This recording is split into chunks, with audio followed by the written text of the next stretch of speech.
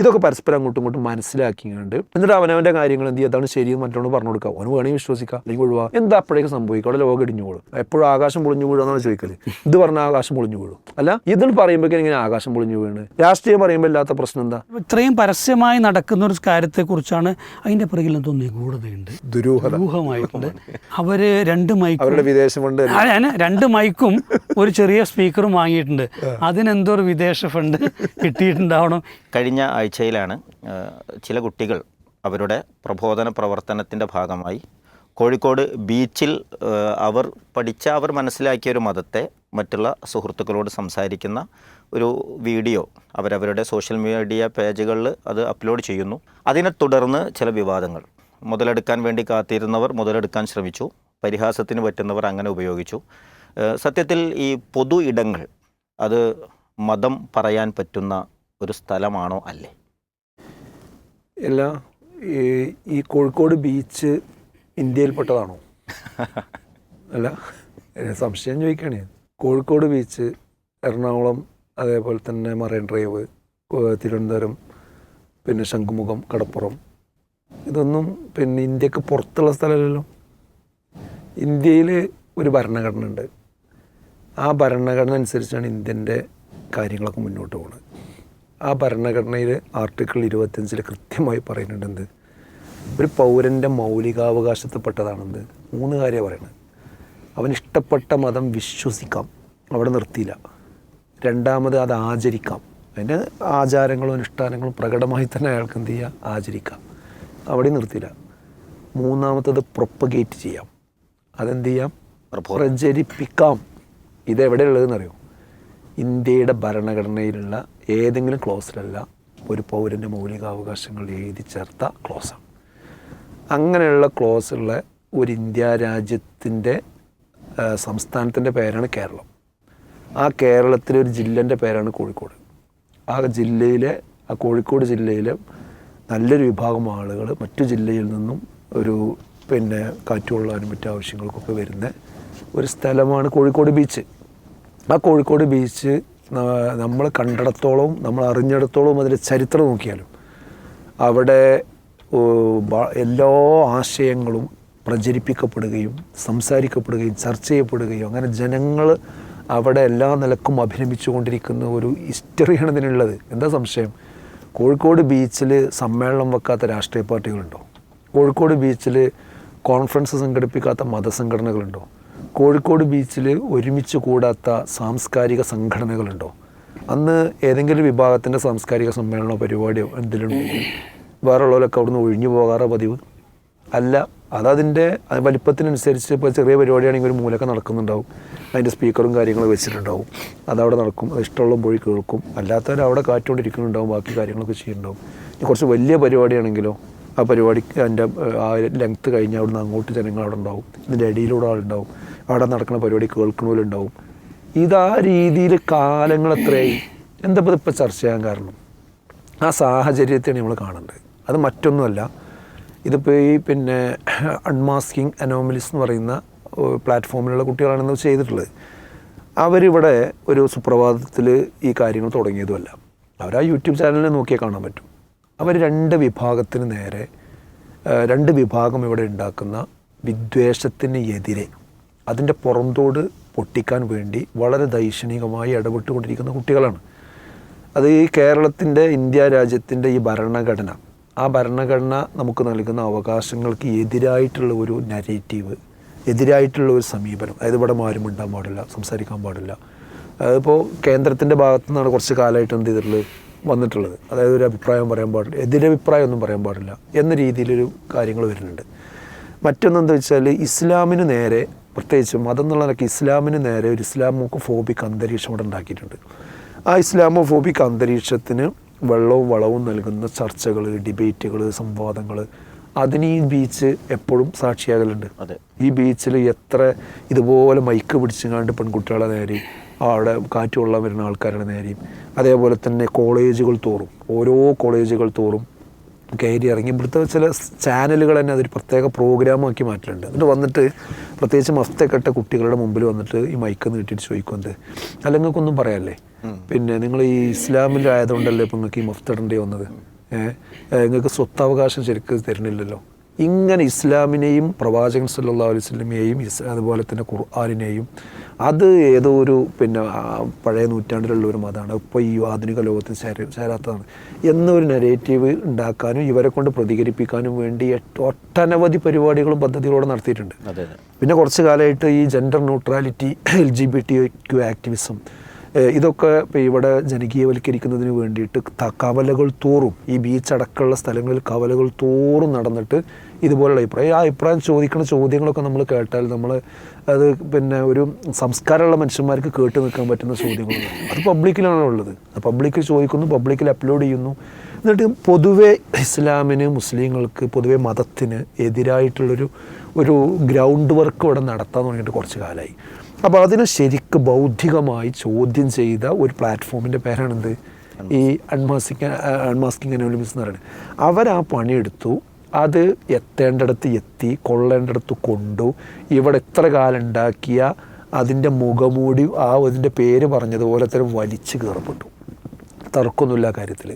ഇവിടെ നേരത്തെ ഈ യുക്തിവാദികളായിട്ട് നാസ്തികന്മാരായിട്ട് വന്നിരുന്ന ആളുകളൊക്കെ വലിയ രാജാക്കന്മാരായിട്ട് ഓൺലൈനിൽ ഇങ്ങനെ വിലസിയിരുന്നു. അവർ ഈ പറയുന്നതിൽ യാതൊരു കഴമ്പില്ല. അവരെന്തോ കുറച്ച് ശാസ്ത്രം പറഞ്ഞു കണ്ടാണ് വരിക. അപ്പോൾ അതേ ശാസ്ത്രം ഉപയോഗിച്ചുകൊണ്ട് തന്നെ അതിനൊക്കെ കൃത്യമായി കുട്ടികൾ വളരെ ഗംഭീരമായ മറുപടി കൊടുത്തിട്ടുണ്ട്. അപ്പോൾ അതിൻ്റെ തളർച്ചയും തകർച്ചയും ഇവർക്ക് സംഭവിച്ചിട്ടുണ്ട്. അതിപ്പോൾ ലണ്ടനിൽ നടക്കം അവർക്ക് സംഭവിച്ചിട്ടുണ്ട്. അപ്പോൾ എല്ലാവർക്കും അറിയാലോ. അപ്പോൾ അതൊരു തളർച്ചൻ്റെ ഭാഗം അവിടെ കിടക്കുന്നുണ്ട്. അതോടൊപ്പം തന്നെ ഈ പിന്നെ ഇസ്ലാമികമായ പിന്നെ കാര്യങ്ങളിൽ അത് ശരിക്കും വസ്തുനിഷ്ഠമായ ആളുകൾ മനസ്സിലാക്കിക്കൊണ്ടിരിക്കുന്നുണ്ട്. അതിൽ അസ്വസ്ഥരായ ആൾക്കാരുണ്ട്. അതിപ്പോൾ ഈ തീവ്ര വലതുപക്ഷ പിന്നെ ആളുകൾ, ഈ റൈറ്റ് വിങ് ഹാൻഡിൽസ്, അവർ അതിൽ അസ്വസ്ഥരാണ്. അപ്പോൾ സ്വാഭാവികമായിട്ടും അവർക്കൊന്നും ആശയം കൊണ്ട് ഇതിനെ നേരിടാനും ചോദിക്കാനും ഒന്നും കഴിയില്ല. അപ്പോൾ പിന്നെ എന്താ വെച്ചാൽ ഉത്തരേന്ത്യയിലൊക്കെ കാണുന്നത് പോലെ ഇവരാരും ഉണ്ടാകാൻ പാടില്ല എന്ന രൂപത്തിലേക്കുള്ള ഒരു സംഗതി അവരും കൊണ്ടുവരാൻ ശ്രമിക്കുന്നുണ്ട്.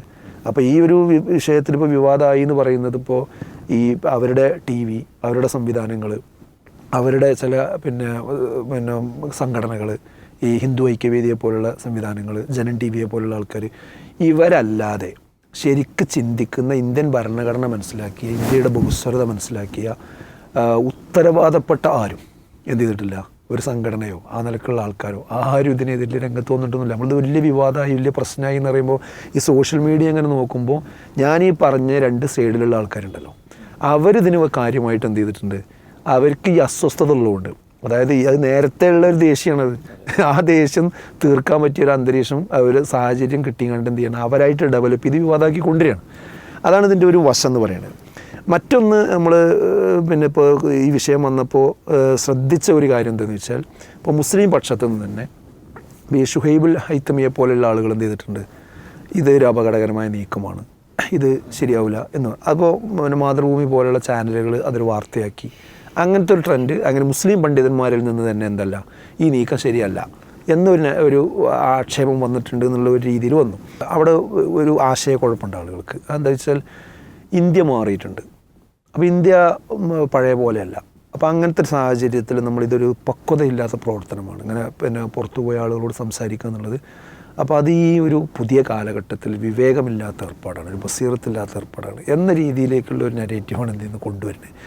ഇവിടെ നമ്മൾ മനസ്സിലാക്കേണ്ടത് എന്താ വെച്ചാൽ, ഇനി എത്ര പക്വതയും പാകതയും ഞാൻ കുട്ടികൾക്ക് എന്തെങ്കിലും അങ്ങനെ ഉണ്ടെന്നുണ്ടെങ്കിൽ അത് വേറെ ചർച്ച, അത് എടുത്ത് പറയാമെന്നല്ലാതെ ഇത് ഈ സംഗതി തന്നെ പാടില്ല, അത് പ്രശ്നമാണ് എന്ന് പറയുന്നത് ഇവിടെ നിലവിലുണ്ടാക്കിയ ഒരു പൊതുബോധത്തിൻ്റെ ഉള്ളിൽ നിന്നുകൊണ്ടുള്ള ചിന്തയാണ് എന്ന് പറയേണ്ടി വരും. ഈ പൊതുബോധത്തിനനുസരിച്ച് പോകല്ല നമ്മൾ വേണ്ടത്, ഈ പൊതുബോധത്തെ മാറ്റി എഴുതാനാണെന്ത് അത്യാവശ്യം ധിഷണയുള്ള ആളുകളൊക്കെ ഈ ഒരു കാലഘട്ടത്തിൽ ചിന്തിക്കേണ്ടത്. അല്ലാതെ ഇവിടെ കൃത്രിമമായി ഇന്ത്യൻ ഭരണഘടന പൗരന്മാർക്ക് നൽകുന്ന അവകാശത്തെ ഹനിക്കുന്ന വിധം ഒരു നെറേറ്റീവ് ഇവിടെ ഏകപക്ഷീയമായി സ്ഥാപിച്ച് മുന്നോട്ട് പോകുമ്പോൾ ഈ വലിയ ലോറിയൊക്കെ വരുമ്പോണ്ടല്ലേ ഓട്ടോറിക്ഷ ഒതുക്കി കൊടുക്കുന്ന പരിപാടി, ഓട്ടോറിക്ഷയും ബൈക്കൊക്കെ വലിയ ലോറി ഇങ്ങനെ ചെറിപ്പഞ്ഞ് വരുമ്പോൾ, കാരണം അവർ റോട്ടിൽ നിന്ന് ഒഴിവാവില്ല എന്ന് ഉറപ്പാണ്. അപ്പോൾ പിന്നെ അവനാലും ജീവനും കാത്ത് എവിടേക്കെങ്കിലും പോകാമെന്ന്. അതേപോലെ ഇവരിങ്ങനെ ഇങ്ങോട്ട് ഈ വെറുപ്പും വിദ്വേഷവും ഇസ്ലാമിക വിരുദ്ധ സംഗതിയായിട്ടൊന്നുമായിട്ടാണ് വരുമ്പോൾ എന്നാൽ ഓടിക്കോളി എന്ന് പറഞ്ഞുകൊണ്ട് എല്ലാവരും പാടെ ഓടി ഒഴിവായി കൊടുക്കുന്ന ഒരു സ്വഭാവമുണ്ട്. അതാണ് ഇപ്പം ഈ കാലഘട്ടത്തിൽ പറ്റുക. ഇത് ഏത് കാലഘട്ടത്തിലെ പറ്റുക? അതൊരു ചോദ്യമാണല്ലോ. ഇനിയിപ്പോൾ അത് അടുത്തൊരു 2 വർഷം കഴിഞ്ഞാൽ ശരിയാവുമോ, 10 വർഷം കഴിഞ്ഞാൽ ശരിയാവുമോ? എന്താ ഇതിൻ്റെ അവസ്ഥ? എന്താ പിന്നെ ഡേറ്റ്? അതൊക്കെ വെറുതെ ഒരു എന്താ പറയുക, ഈ നിലവിലുള്ള ഒരു പൊതുബോധത്തിൽ നിന്നുകൊണ്ടുള്ള സംസാരം മാത്രമായിട്ട് നമുക്ക് കാണാൻ പറ്റുള്ളൂ. ഇവിടെ ഒറ്റ കാര്യമുള്ളൂ, ഇവിടെ നമ്മുടെ ഭരണഘടന നമുക്ക് നൽകുന്ന അവകാശത്തെ അത് വേറൊരാളെ ഹിറ്റ് ചെയ്യാൻ പാടില്ല. അത് സോഷ്യൽ ഓർഡറിന് പിന്നെ ലോ ആൻഡ് ഓർഡറിന് ഇഷ്യൂസ് വരാൻ പാടില്ല, ആളുകളുടെ ആരോഗ്യത്തിന് പ്രശ്നം വരാൻ പാടില്ല, അവരുടെ സമാധാനത്തിന് പ്രശ്നം. ഇവിടെ എന്താ ഉണ്ടായത്? ഇവിടെ ഈ കുട്ടികൾ ഇവരോട് ചോദിച്ച ആളുകളോട് അനുവാദം ചോദിച്ചിട്ടാണ്, നിങ്ങളോട് ഞങ്ങൾ സംസാരിക്കട്ടെ, ഞങ്ങളിത് റെക്കോർഡ് ചെയ്യട്ടെ എന്ന് ചോദിച്ച് അനുവാദം കൊടുത്തതിൻ്റെ അടിസ്ഥാനത്തിലാണ് ഇവർ ചെയ്തുകൊണ്ടിരിക്കുന്നത്. പിന്നെ ആ സ്ഥലത്ത് എന്തെങ്കിലും ലോ ആൻഡ് ഓർഡർ ഇഷ്യൂ ഉണ്ടായിട്ടുണ്ടോ? അവിടെ ആരെങ്കിലും ഉന്തുന്നൽ ഉണ്ടായിട്ടുണ്ടോ? അങ്ങനെ ഇത് റിപ്പോർട്ട് ചെയ്യപ്പെടുന്നുണ്ടോ? എന്ത് ഈ റിപ്പോർട്ട് ചെയ്യുന്ന ആൾക്കാർ എന്താ അതൊന്നും പറയാത്തത്? അത് അവിടുന്ന് റെക്കോർഡ് ചെയ്തു, ഇവരുടെ യൂട്യൂബിലിട്ടു, അത് ലക്ഷക്കണക്കിന് ആളുകൾ കണ്ടുകൊണ്ടിരിക്കുകയാണ്. അതിലുള്ള അസ്വസ്ഥത എന്നല്ലാതെ എന്താ പറയുള്ള പ്രശ്നം? വേറൊന്നുമല്ല, അത്രയുള്ള സിമ്പിളായിട്ടുള്ള വിഷയമാണ്. അപ്പോൾ എനിക്ക് ഇസ്ലാമികമായ രംഗത്ത് നിന്ന് ചിന്തിക്കുന്ന ആളുകളോട് പറയാനുള്ളത്, പിന്നെ വേറെ അതിൽ പറയണത് എന്താ വെച്ചാൽ, നമ്മൾ ആളുകളുടെ കംഫർട്ട് പരിഗണിക്കാതെ ഒന്നും ചെയ്യരുത്. കംഫർട്ട് പരിഗണിച്ചുകൊണ്ടാണ് ഈ വിഷയത്തിൽ എന്ത് ചെയ്തിട്ടുള്ളത്. പിന്നെ ഇത് ഗെയിമല്ല, ഇതിൽ ഇങ്ങനെ ചോദിച്ച് ഉത്തരം മുട്ടിക്കേണ്ട കേസല്ല ഇസ്ലാം എന്നുള്ളതാണ്. യഥാർത്ഥത്തിൽ ഇവിടെ ഇസ്ലാമിന് എതിരായ കുറേ ചോദ്യങ്ങൾ ഇതുപോലെ ചോദിക്കപ്പെടുകയും അതിൽ മുസ്ലിം പ്ലാറ്റ്ഫോമിലുള്ള പുതിയ ജനറേഷനിൽപ്പെട്ട കുട്ടികൾ അതിലെന്തോ ഒരു കാര്യമുണ്ടല്ലോ, ആ പറയുന്നതിൽ എന്തോ ഒരു വിഷയമുണ്ടല്ലോ എന്ന് വിചാരിക്കുന്നൊരു സാഹചര്യം ഇവിടെ ഉണ്ട്. അതുണ്ടാകുമ്പോൾ അവരുടേതായ ഭാഷയിലും അവരുടേതായ ശൈലിയിലും അതിൻ്റെ ഒരു മറുവർത്തമാനം വരിക എന്നുള്ളത് മാത്രമേ ഉള്ളൂ. അല്ലാതെ ഇത് ചോദിച്ച് ഉത്തരം മുട്ടിക്കുക, ഗെയിം കളിക്കുക എന്നുള്ളതൊന്നും അങ്ങനെയൊന്നും പറഞ്ഞ് കളിക്കേണ്ട കാര്യമല്ല. ഇതിൻ്റെ രണ്ട് പശ്ചാത്തലവും സാഹചര്യവും നോക്കിയിട്ട് തന്നെയാണ് ഈ വിഷയങ്ങളൊക്കെ എന്ത് ചെയ്യേണ്ടത് പറയേണ്ടത്. പിന്നെ ഇത് എല്ലാവരെയും മുസ്ലിങ്ങളാക്കേണ്ട കടമയൊന്നും നമുക്കില്ല എന്നൊക്കെ പറയുന്നുണ്ട്. ആരപ്പോൾ കടമുണ്ട് പറഞ്ഞ്? പക്ഷെ എല്ലാവർക്കും ഇസ്ലാം എത്തിക്കേണ്ട കടമുണ്ട്. ആ ഭാഷ വളരെ സൂക്ഷിച്ച് ഉപയോഗിക്കേണ്ട കാര്യമാണ്. അതായത് എല്ലാവരെയും നിർബന്ധിച്ച് മുസ്ലിങ്ങളാക്കാൻ ഇസ്ലാമും പറയണില്ല, ഇന്ത്യ രാജ്യവും പറയണില്ല. അത് രണ്ടും ചെയ്താൽ ഒഫൻസാണ്. അത് ഇവിടെ ആരും ചെയ്തിട്ടില്ല. എന്നാൽ ഇത് ഇസ്ലാം എല്ലാവരിലേക്ക് എത്തിക്കുക എന്നുള്ള ഇനിയൊരു പ്രവാചകൻ വരാല്ല. ആ പ്രവാചകൻ പറഞ്ഞെന്താ? അന വസാഅത്തുക ഹാത്തൈൻ, ഞാനും അന്ത്യദിനവും ഇതുപോലെയാണ്. ഞാൻ വന്നു എന്നുള്ളത് ഇനി ഈ ലോകത്തിൻ്റെ അവസാനം ഈ നടക്കുള്ളൂ. ഇനി ഇതിൻ്റെ പ്രവാചകനൊന്നും വരാല്ല. അതുകൊണ്ട് ഇത് ഇവിടെ ഹാജറുള്ള ആളുകൾ ഹാജറില്ലാത്തവർക്ക് എത്തിച്ചു കൊടുക്കണം. ഇത് പ്രവാചകൻ്റെ കൽപ്പനയാണ്. ഇനി ആയത്തുകളും ഹദീസുകളും വെച്ച് കഴിഞ്ഞ് എത്ര പറയാൻ പറ്റും? ഇതിൽ കൊട്ടക്കണക്കിന് ഗാലൻ കണക്കിന് സംഗതികൾ പറയാൻ പറ്റും.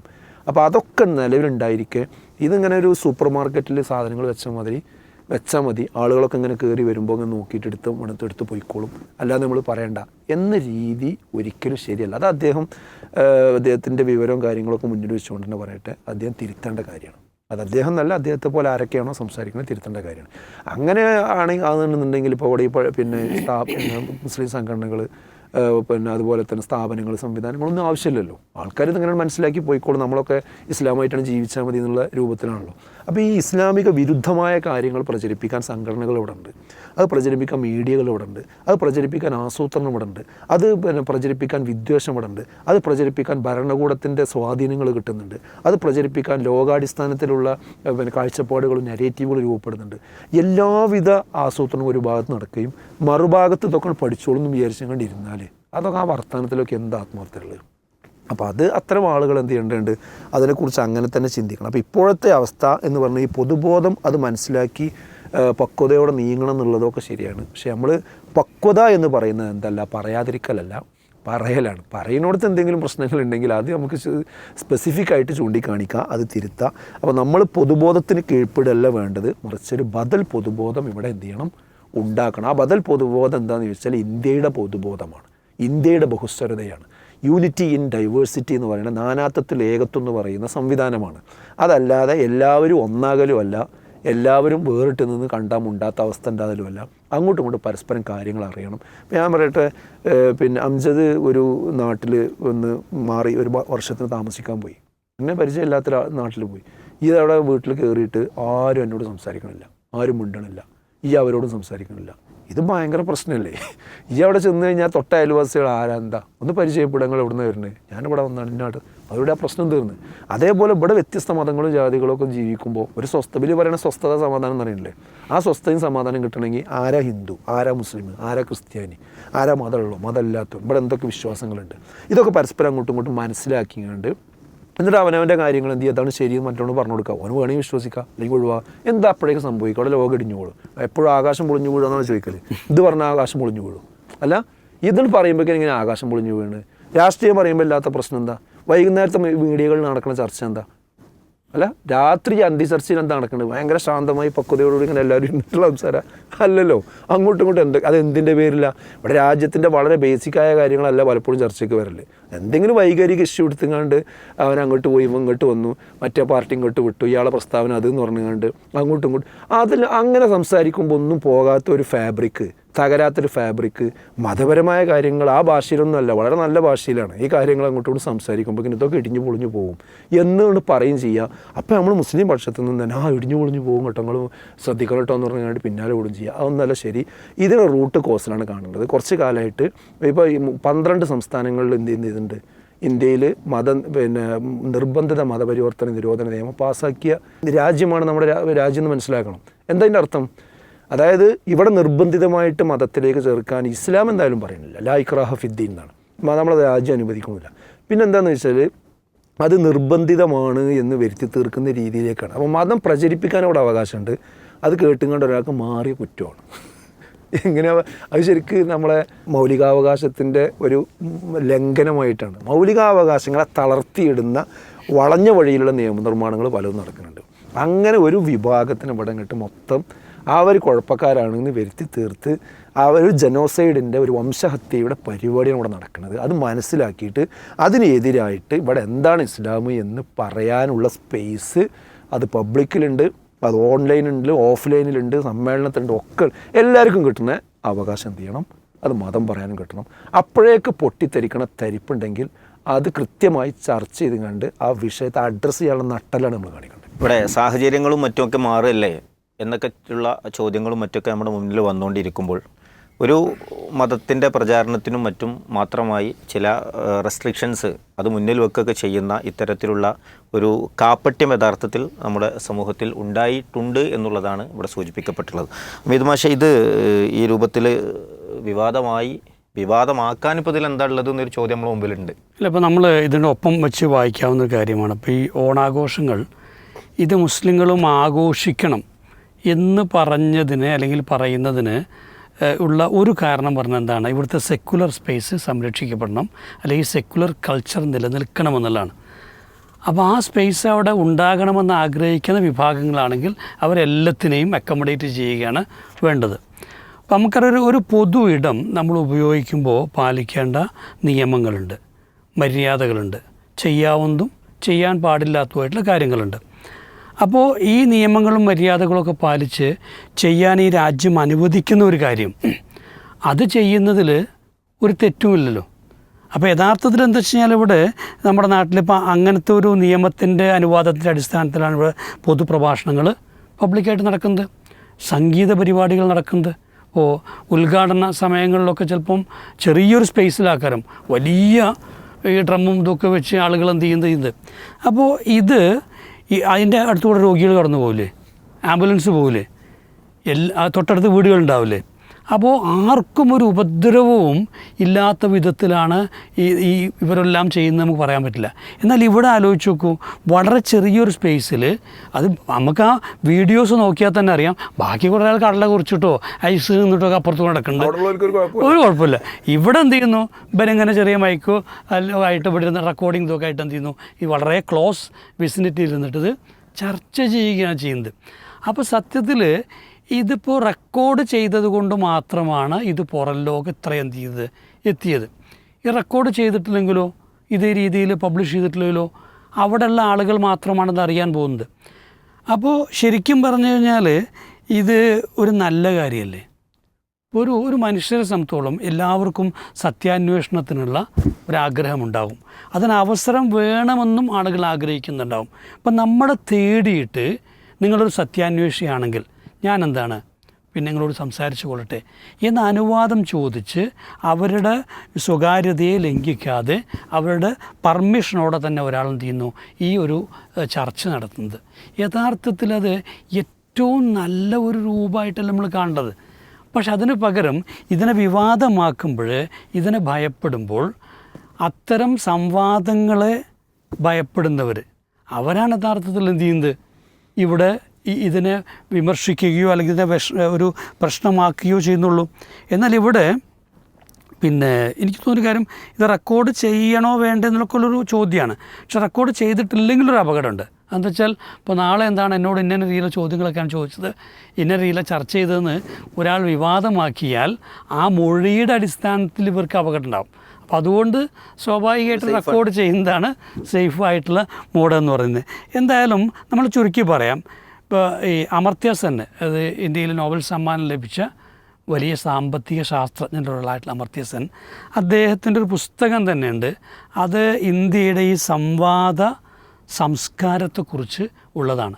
അത് ഇന്ത്യയിൽ ഇത്രയേറെ ആശയങ്ങൾ നമുക്കറിയാം, ധാരാളം ദർശനങ്ങൾ, ധാരാളം മതങ്ങൾ, ഇതെല്ലാം എന്തുകൊണ്ട് ഈ വന്നു, അല്ലെങ്കിൽ ഒരുപാട് സബ് കൾച്ചേഴ്സ് ഉണ്ടായി എന്നതിന് അദ്ദേഹം പറയുന്നൊരു കാരണം, ഇതൊരു സംവാദാത്മക സമൂഹമായിരുന്നു.